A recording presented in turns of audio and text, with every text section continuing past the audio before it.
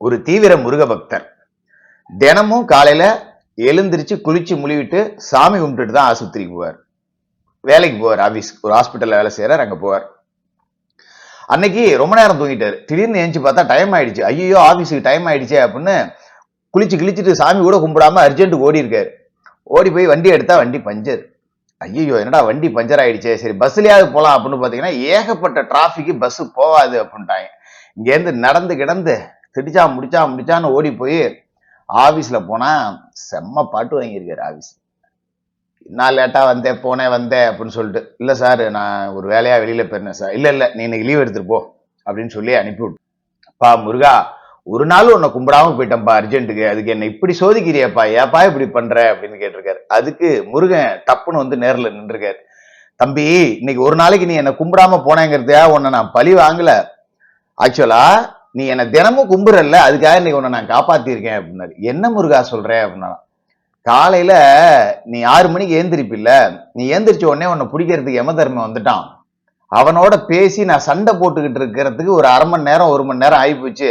அந்த கேப்ல தான் நீ தூங்கிட்டே, உன்னை நான் எழுப்பிடாம விட்டுட்டேன். நீ ஏந்திரிச்சிருந்தே யமன் உன்னை பிடிச்சிட்டு போயிருப்பான், நான் தான் உன்னை காப்பாத்தினேன். அது சரி சாமி, நீ இங்க இருந்து வெளியில போனேன் வண்டி பஞ்சர் ஆயிடுச்சு அப்படின்னு. அதுவா, ஒரு தறிகட்டு ஓடின வேன் வாகனங்கள்லாம் இடிச்சு போட்டு போச்சு. நீ பைக் எடுத்து ஸ்டார்ட் பண்ணிட்டு போயிருந்தீன்னா யமனோட உத்தரவுப்படி அந்த வேனு ஓ மேல இடிச்சு நீ இறந்திருப்ப.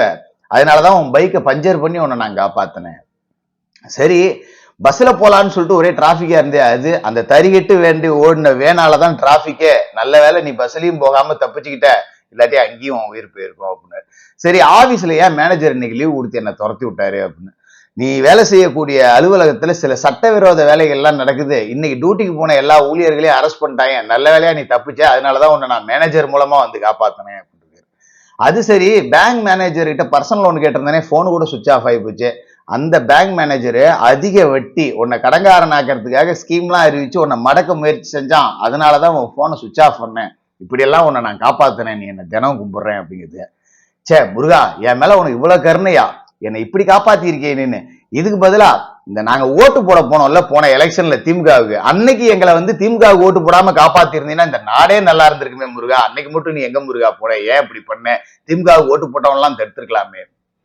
அதுவா, கடவுள் நம்பிக்கை இல்லாத ஒருத்தங்கிட்ட ஆட்சியை கொடுத்தீங்கன்னா நாடும் நாட்டு மக்களும் எப்படி நாசமா போவாங்க அப்படிங்கிறத பட்டாதான் இந்த மக்கள் உணர்வாங்க. அப்படிங்கறதாலதான் அன்னைக்கு நீங்க ஓட்டு போட போகும்போது நான் தடுக்கல. இனிமே நானே போட சொன்னாலும் நீங்க திமுக ஓட்டு போட மாட்டீங்க. சில விஷயங்கள்ல பட்டாதான்டா தம்பி திருந்துவீங்க, அதனாலதான் படுட்டுன்னு விட்டுட்டு வேடிக்கை பார்த்தேன்.